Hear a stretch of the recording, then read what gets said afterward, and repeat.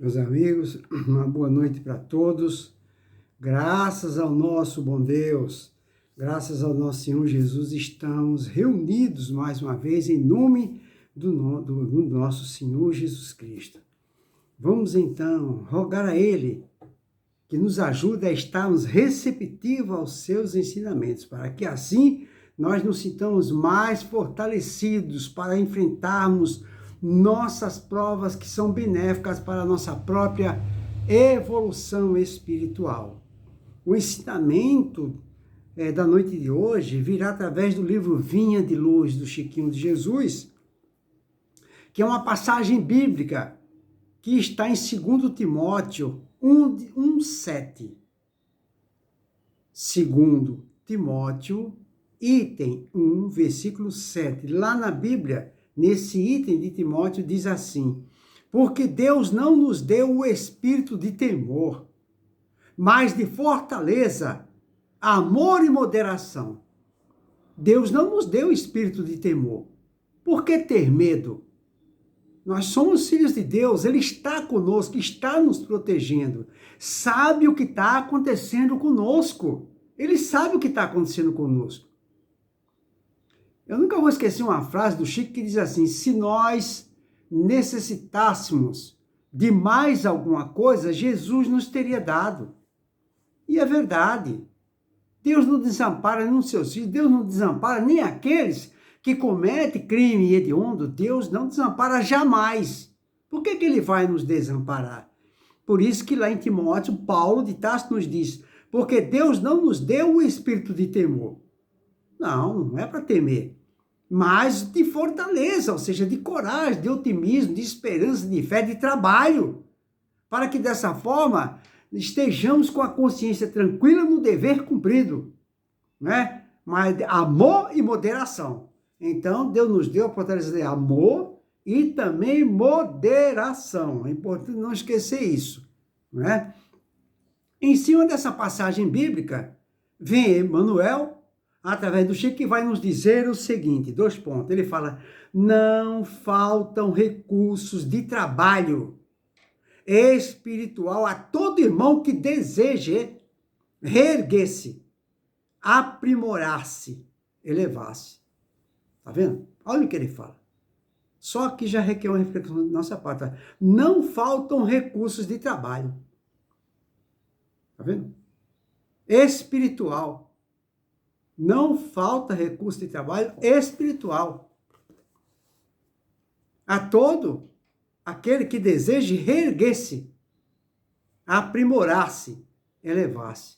Então, se a pessoa deseja reerguer-se, se ela deseja, se ela está com um firme propósito de abandonar aquela vida ociosa e inoperante que ela está levando, ela sairá dessa situação.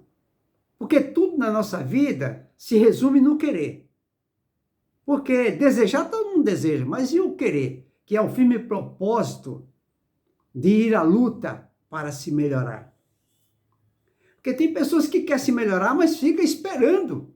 É como a pessoa que está desempregado e fica dentro de casa, não sai para procurar emprego e fica esperando que Deus leve a cesta básica para ele. Não é assim que funciona. Aí ele continua: lacunas e necessidades, problemas e obstáculos desafiam o espírito de serviço dos companheiros de fé em toda parte. Vou repetir. Lacunas e necessidades, problemas e obstáculos desafiam o espírito de serviço dos companheiros de fé em toda parte. Então, os companheiros de fé em toda parte do mundo, em toda parte, não só aqui na Terra, como em outros planetas, então vai existir sempre lacunas e necessidades, problemas e obstáculos, que vai nos desafiar, não é? É o nosso espírito de serviço em toda parte. Então, sempre seremos desafiados com o espírito de serviço, ou seja, sempre seremos convocados para o trabalho. Precisamos trabalhar. Precisamos trabalhar. Eu sempre falo isso aqui.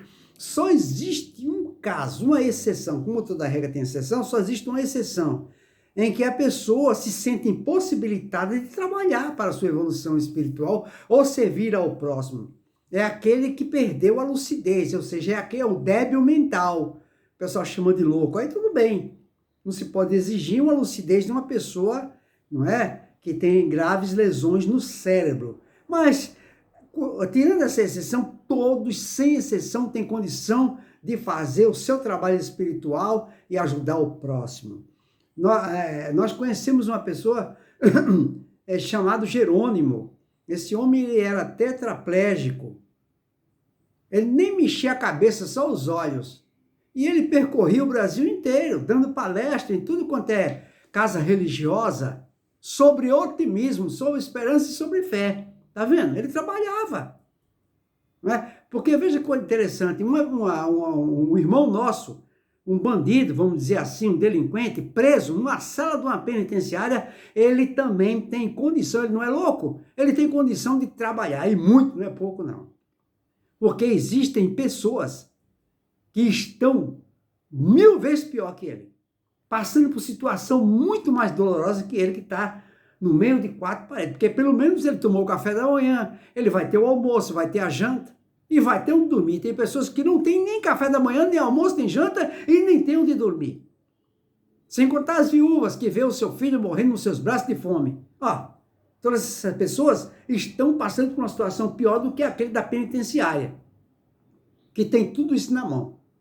Então ele tem condição de ajudar os outros irmãos dele, que está na favela passando necessidade. Como? Como é que ele vai ajudar? Através de suas mentalizações. Todos os dias pedindo ao Deus ou a quem ele crê para ajudar aqueles que estão passando por um problema pior que o dele. O que nós não podemos fazer, pessoal, é ficarmos na ociosidade, porque o maior pecado que existe na face da terra não é o da ação, mas o da omissão.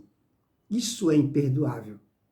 Então, por isso que ele fala aqui, ó, lacunas e necessidades, problemas e obstáculos, desafiam o espírito de serviço dos companheiros de fé em toda parte.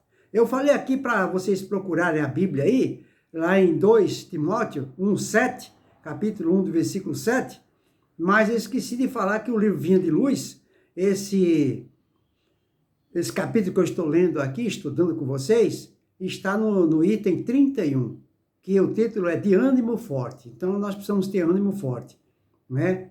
Capítulo 31. Aí ele continua no ensinamento, Emmanuel, nos dizendo, a ignorância pede instrutores. Tá vendo? A dor reclama enfermeiros. O desespero suplica orientadores. Né? Então, o desespero suplica orientadores. Onde, porém, os que procuram abraçar o trabalho por amor de servir? Onde está? Porque olha que coisa interessante que ele fala aqui. A ignorância pede instrutores, é verdade. Porque a ignorância, ela necessita dos instrutores. Para que ela saia da ignorância. A dor reclama enfermeiros. Quem está doente precisa de enfermeiro. O desespero suplica orientadores. Aí ele fala, onde, porém, os que procuram abraçar o trabalho por amor de servir? Onde está aqueles que procuram o trabalho simplesmente pela boa vontade de servir, sem querer nada em troca? Onde está? Onde estão essas pessoas?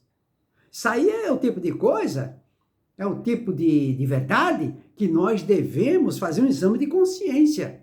Devemos fazer uma reflexão sobre isso. O que eu tenho feito de útil para o meu próximo? Eu estou servindo ao meu próximo eventualmente? Ah, mas agora é pandemia, mas e antes? Ah, eventualmente eu ia, aí complicou. Esse negócio de eventualmente não funciona. Aí ele continua, com raras exceções, observamos, na maioria das vezes, a fuga, o pretexto e o retraimento. Tá vendo? Aí é que está.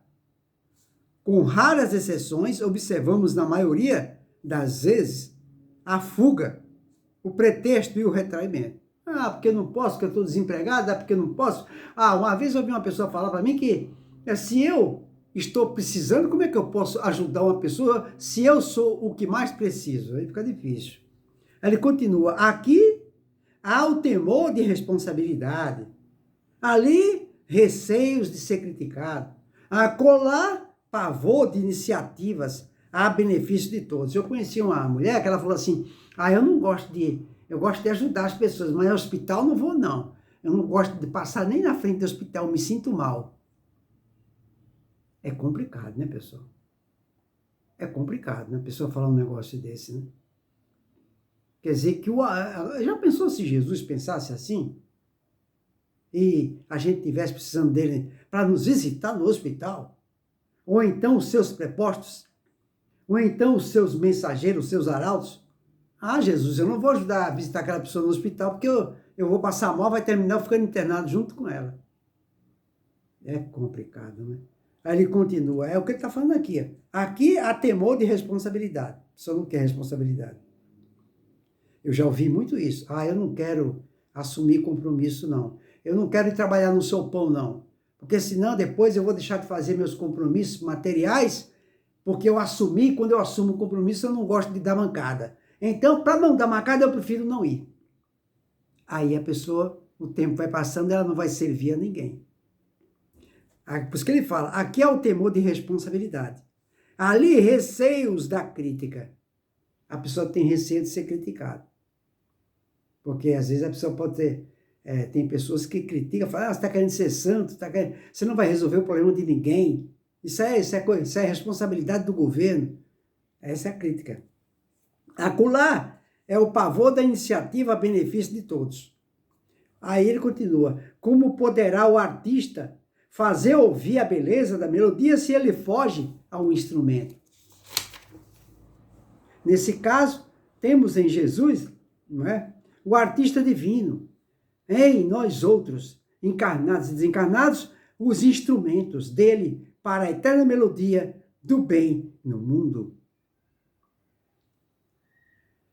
Se algemamos o coração ao medo de trabalhar em benefício coletivo, como encontrar serviço feito que tranquilize e ajude a nós mesmos?